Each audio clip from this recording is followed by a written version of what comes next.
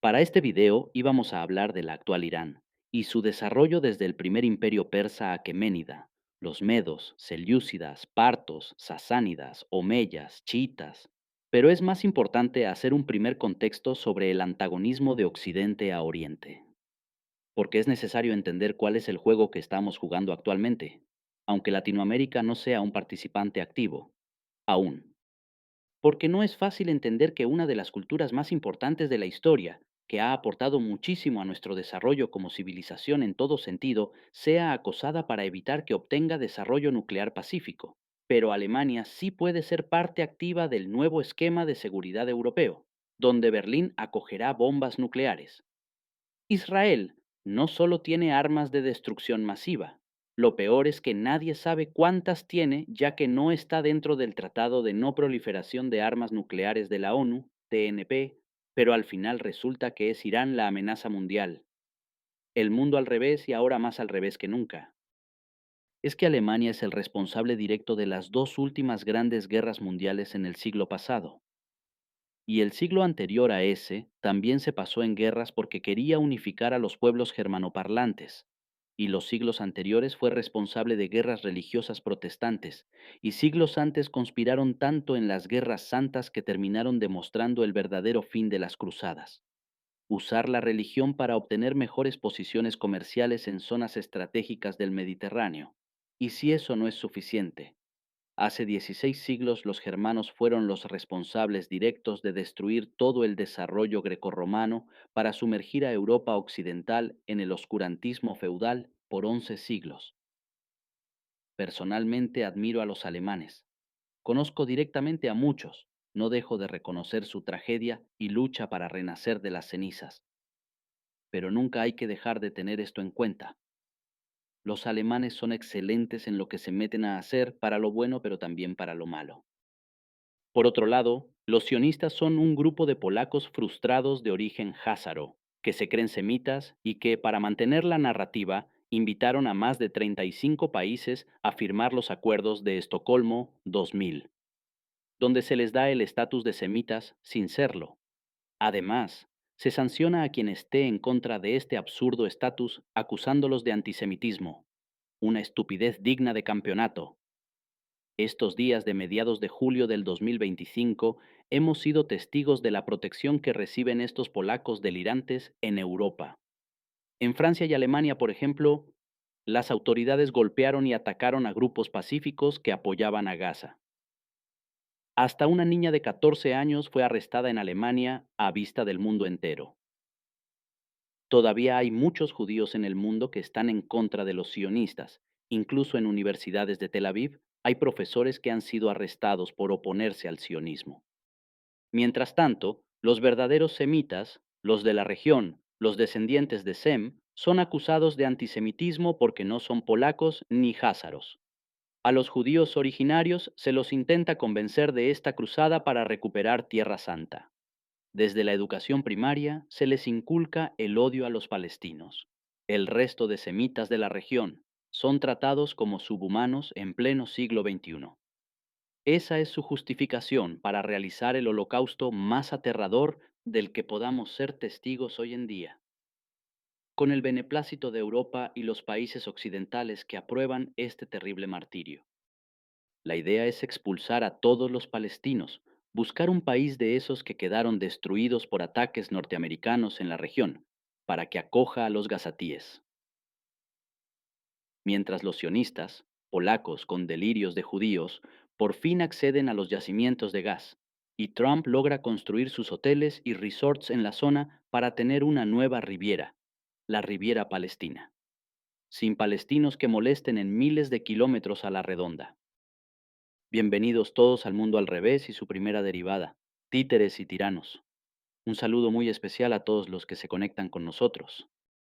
Es necesario entender de qué se trata el juego en el que estamos, para poder entender estas atrocidades, no aprobarlas, ni siquiera justificarlas, solo entenderlas. El juego es geopolítica pura y dura. Estamos viendo como un grupo de países que se han intercambiado el papel de hegemonía no quieren perder esa oportunidad de estar cerca del poder. Además, para confirmar su maniqueísmo, Han reflejado en otras culturas los males que ellos han demostrado a lo largo de los últimos 1000 años, por lo menos. La hegemonía de Estados Unidos está cayendo y con ellos, al parecer, toda la anglósfera. En 1997, Zbigniew Brzezinski, un reputado político norteamericano de origen polaco, es decir, rusófobo hasta la médula, escribió un libro llamado El Gran Tablero de Ajedrez, la primacía estadounidense y sus imperativos geoestratégicos. Brzezinski fue quien, en los años 70, creó la famosa trampa afgana, mientras era asesor de Carter. De esta forma, Washington buscó empantanar a los soviéticos en su propio Vietnam y así empezar a debilitar a la URSS. Este capítulo es muy importante para entender lo que hoy estamos viendo, pero esa cronología completa la dejamos para otro video.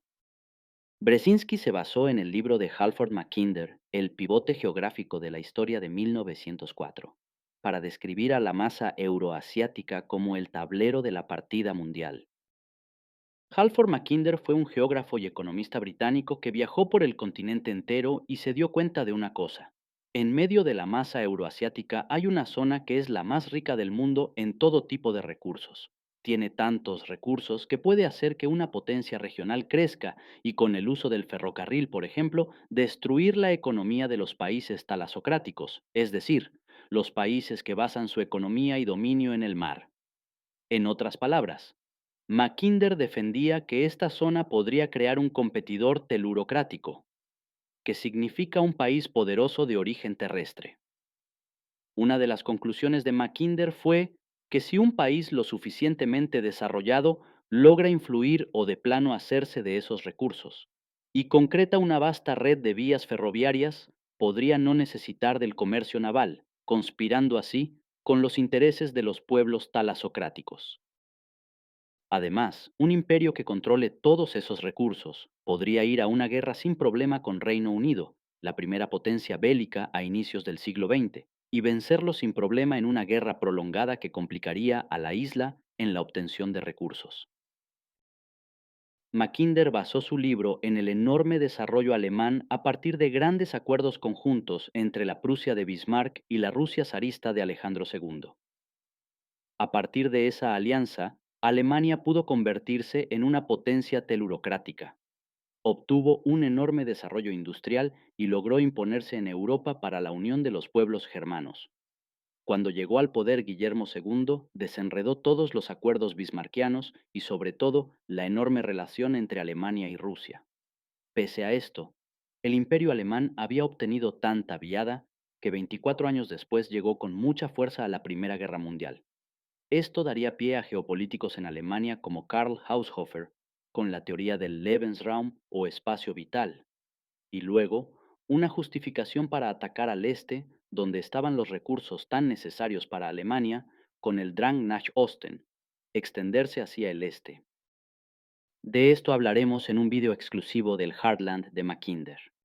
Mackinder había encontrado un corredor de estepas enormes al que definió con el nombre del Heartland, el área comprendida desde los Cárpatos al oeste, pasando por toda la orilla norte del Mar Negro y Mar de Azov, bajando un poco por la zona del Cáucaso hasta llegar a la cordillera, luego bordeaba la orilla norte del Mar Caspio y va sin complicaciones hasta la meseta Altai, donde confluyen los montes de Sungaria y la cordillera de Tian Shan, dando el límite este del Heartland.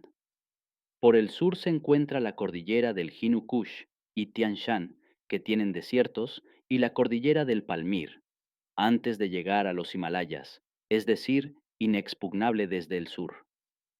Por el norte está la Siberia rusa, que mantiene la zona alejada del Mar Blanco, un mar de muy difícil acceso.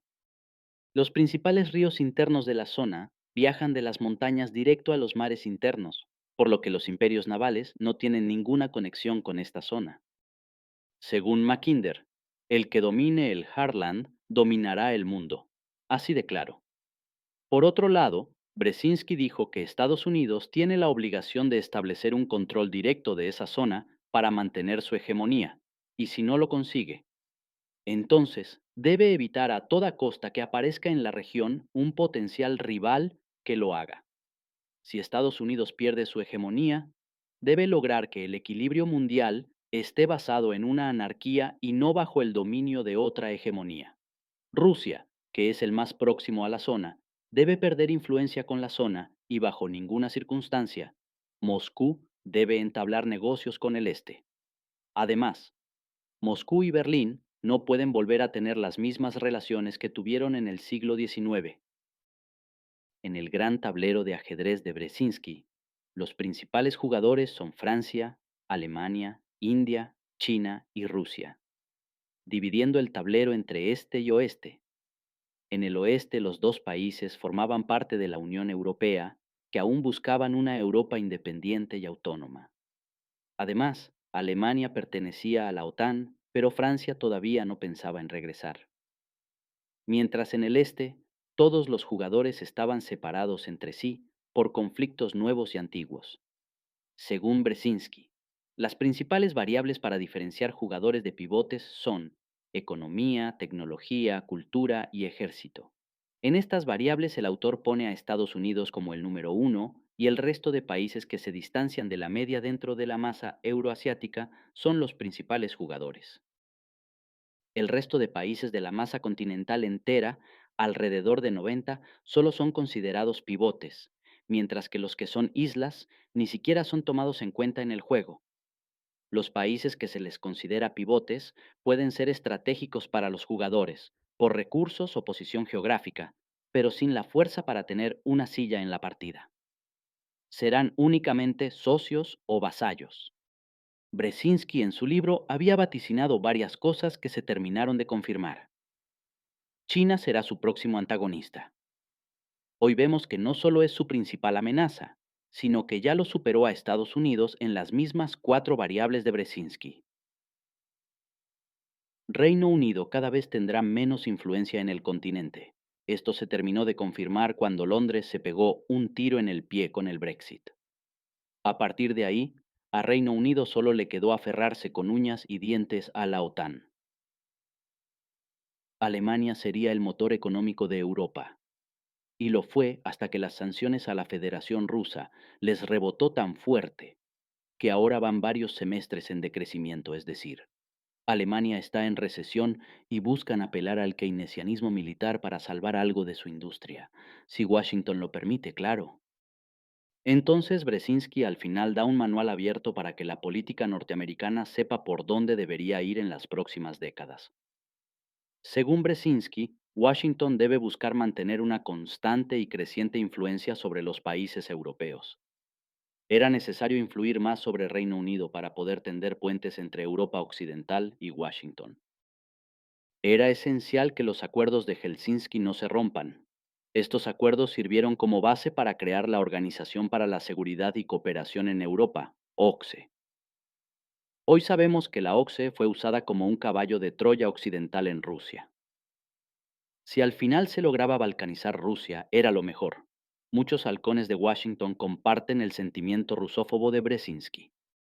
Lo que no preveyó Brzezinski fue que en Oriente Próximo, muchos pivotes iban a buscar sentarse en la mesa. Mientras Brzezinski terminaba de editar su libro, desde el sionismo se empezaba a fraguar el terraformismo de Oriente Próximo y la península arábiga con el proyecto Ruptura Limpia. Israel busca ser la hegemonía de la región. Su problema es que no tienen el peso político ni militar para imponerse, entonces usó varias formas para influir en la política norteamericana, hasta la famosa isla de perversión donde llegó mucha gente influyente para ser coaccionados después. Esa isla, cuya lista de visitantes Trump asegura que nunca existió. Así fue como el Mossad extendería sus tentáculos hasta lo profundo de la política y el Pentágono para su cruzada. Lo peor es que esa infame isla no es la única. También está el Pizzagate al que lo han logrado sacar de los reflectores últimamente. Y así hay varias formas más de chantajear a gente enferma. Incluso hay otras islas que aún mantienen el anonimato, donde estos políticos caen y terminan coaccionados para beneficio únicamente del sionismo actual. Turquía tiene en sus manos uno de los pasos más importantes del mundo y ha sabido usarlo estratégicamente. Para los que han visto la afamada serie de HBO Game of Thrones, Erdogan es el Balder Frey de la vida real. Turquía controla los dos pasos del Mar Mármara y así influye sobre el 3% del petróleo, el 20% de trigo y el 17% del cereal del mundo. Además, igual que el mencionado Walter Frey, con Erdogan nunca se sabe si viene, va, sube o baja. Es una incógnita en sí mismo, y eso se debe principalmente porque es socio estratégico de Occidente por su situación geográfica, pero no entra en los estándares supremacistas de la anglósfera y en otros organismos no son aceptados. Bruselas ya no sabe qué más excusas inventar para no aceptar la membresía de Ankara en la Unión Europea.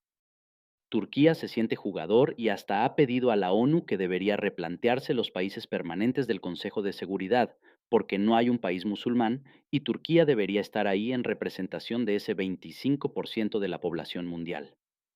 Obviamente esa teoría no la ven con buenos ojos los musulmanes árabes o los indonesios que tienen la mayor cantidad de musulmanes del mundo.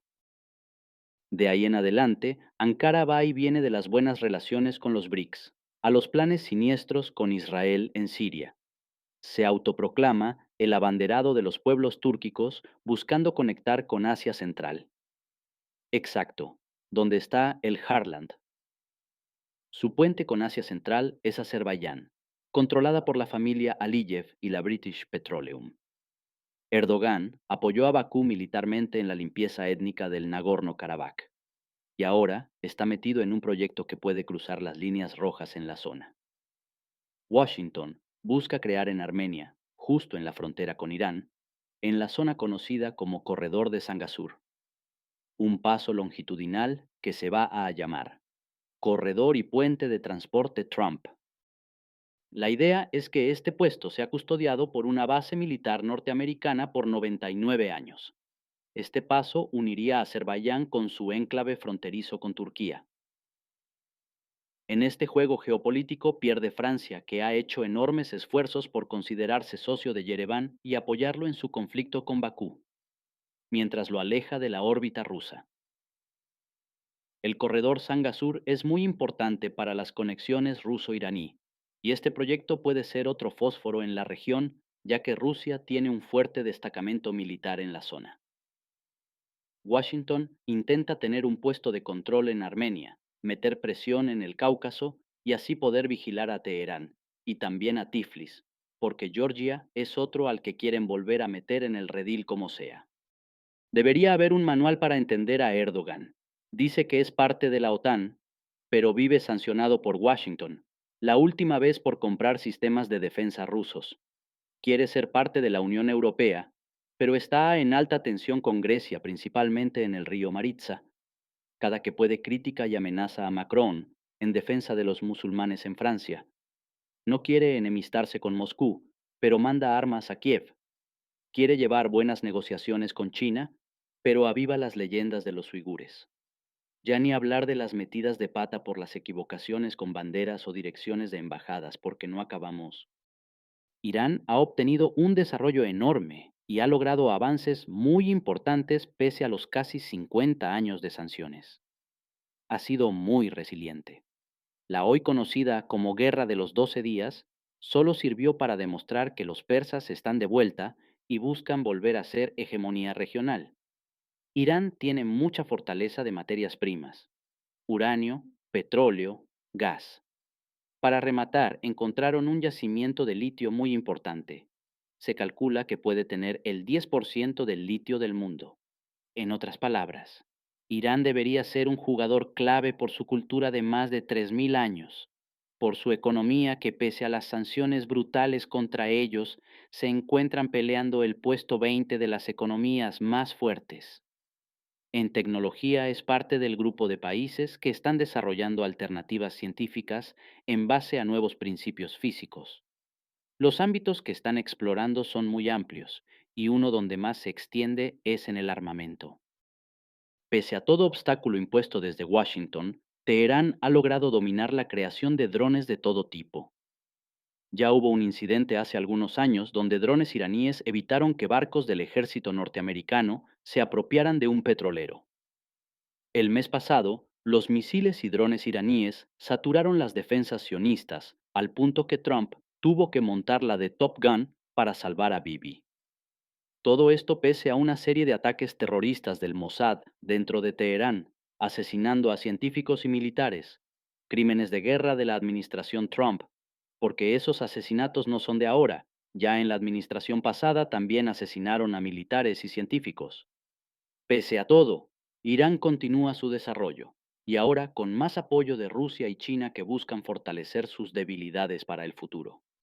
Por otro lado, China y Rusia están invirtiendo en corredores comerciales en Irán al punto que están formando una cruz que llevará productos desde Bandar Abbas hasta San Petersburgo y desde Pakistán hasta Teherán en una ruta que buscará conectar Pekín con Lisboa en algún momento.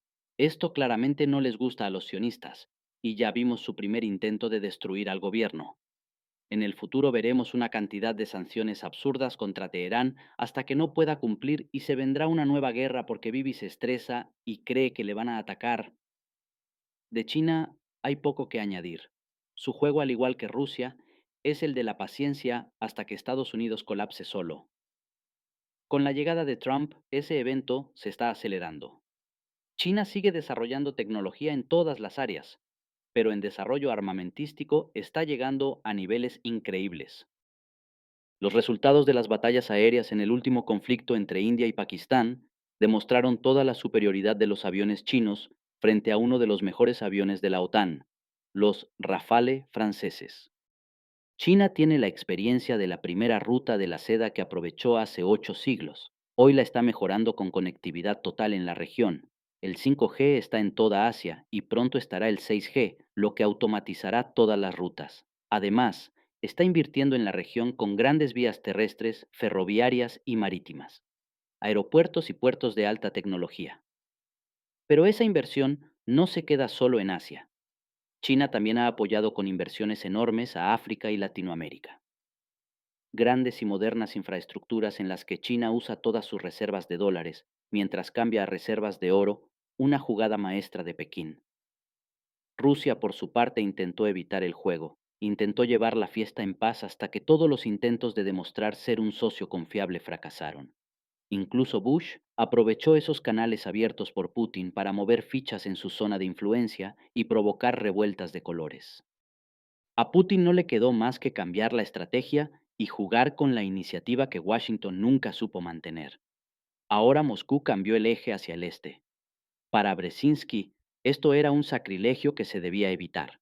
Lo peor, fue inducido por los mismos políticos de Washington para que rompieran todos los más de 200 acuerdos que tenían Moscú y la Unión Europea. De muy pocas luces, los políticos norteamericanos actuales. India está jugando al despiste, fue de los más motivados en la creación de los BRICS y hoy se ha convertido en una de sus trabas más fuertes. Responsable directo de que no haya moneda única aún en la comunidad y que no haya estatutos que consoliden al grupo como un verdadero organismo internacional. India busca ser la piedra de choque para el crecimiento chino, y las últimas declaraciones del vicepresidente Vance cuando visitó Nueva Delhi dejaron mucho en qué pensar. Vance dijo: si la India y Estados Unidos trabajan juntos, tendremos un siglo de esplendor para la humanidad, pero si no hay una alianza estrecha entre las dos naciones, será una época oscura para el mundo. Cada vez estoy más convencido que la I en BRICS puede cambiar de India a Irán o Indonesia, dos países más comprometidos con los objetivos del grupo. Mientras Nueva Delhi sigue con el síndrome de Estocolmo que no le deja progresar a su ritmo, sin tener que servir a intereses de otros países, incluidos los países de la anglósfera que tanto daño le hicieron. Se parece mucho a Theon Greyjoy en Game of Thrones que, luego de sufrir tantas atrocidades por Ramsay Bolton, su psiquis colapsa al punto que piensa que el único con quien va a sentirse seguro es el que lo ha atormentado. Otro ejemplo que calza justo es Stephen Candy en la película de culto de Tarantino, Django Unchained. Stephen es el mayordomo de Calvin Candy que se enfurece cuando ve un ex esclavo llegar a la plantación montado en un caballo. Obviamente no es culpa de los políticos indios, ellos tienen una de las mejores escuelas de diplomáticos del mundo, pero tienen terror a volver a ser colonia luego de su amarga experiencia bajo la bota británica. Ahora dudan de ser potencia y hacer lo mismo. o ser potencia y entrar en guerra con China, o no serlo nunca y caer bajo el dominio del que termine siendo ganador. La India tiene un dilema que debe saber salir si quiere mantener su silla en el juego. Hoy los jugadores del Este han sido empujados a jugar juntos. En Occidente hicieron de todo para enviar a Rusia a los brazos de China. Rompieron todos los puentes que había entre Europa y Moscú para iniciar una guerra que nunca debió darse.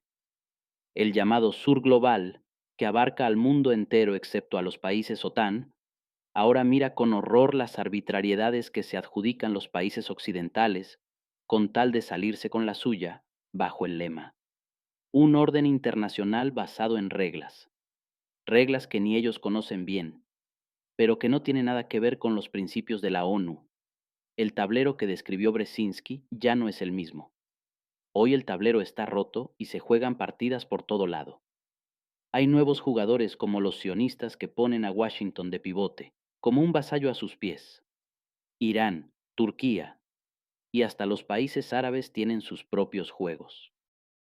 El juego también es transdimensional porque se juega en varios campos, desde lo cultural, religioso, tradicional, económico, político, educativo, tecnológico, militar, etc. Entran nuevos actores que profundizan las partidas como las comunidades de cooperación económicas, la ASEAN, BRICS, el Foro de Shanghái, la Comunidad Económica Euroasiática, la Liga Árabe, la unión de la Liga Árabe con la ASEAN y China, la UE, el Quad, el ANZUS.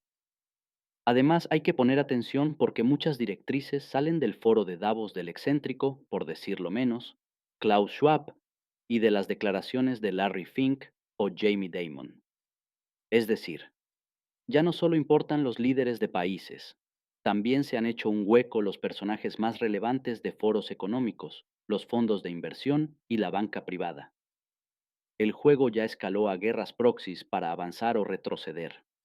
Ya hemos visto muchas de estas guerras y hoy seguimos viendo escaramuzas que tantean futuros movimientos. La guerra de los 12 días, el conflicto de hace poco entre India y Pakistán, hoy Camboya y Tailandia. Si rascan un poco hay huellas del Mossad, el MI6 y la CIA en todos estos movimientos y otros que están por encenderse. El juego ahora es más amplio. Se juega en Asia entera, Oriente Próximo, África y hasta Latinoamérica. El espectro es más amplio. Los golpes van y vienen en todas las direcciones. Visitas de Estado, reuniones y foros por todo lado. Invitaciones sorpresivas a miembros de supuestos bandos antagónicos.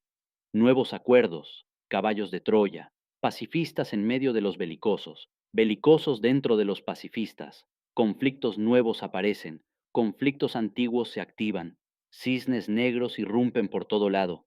Todo tiene una dinámica tan fuerte que ya no se sabe bien por dónde se va a romper el cántaro, pero parece que de que se rompe, se rompe. Para finalizar, volvemos a Game of Thrones. Hay una frase que resume todo lo que estamos viendo hoy. Cuando la nieve cae y los vientos soplan, el lobo solitario muere, pero la manada sobrevive. Estados Unidos busca negociar país por país, estado por estado, porque su objetivo es romper todas las alianzas. Son los últimos manotazos para evitar perder la hegemonía. Si el llamado Sur Global entiende esto y se mantiene unido como una manada, logrará prevalecer. Los que se separen caerán ineludiblemente. En Occidente se teme a una hegemonía de Oriente, quizás por preservar la suya o sobre todo por miedo a que les hagan lo que ellos hicieron. Pero en Oriente no tienen esa vena supremacista que aportó a los horrores que Occidente creó. Si cae la hegemonía occidental, cae una forma cruel de llevar el mundo. Caen más de 1000 años de excepcionalismo. Para los que han llegado hasta acá, solo nos queda agradecerles y si el video les ha gustado y piensan que les puede ser de utilidad, pedirles que se suscriban al canal y nos apoyen con el pulgar arriba. Besos y abrazos a discreción para todos. Hasta la próxima.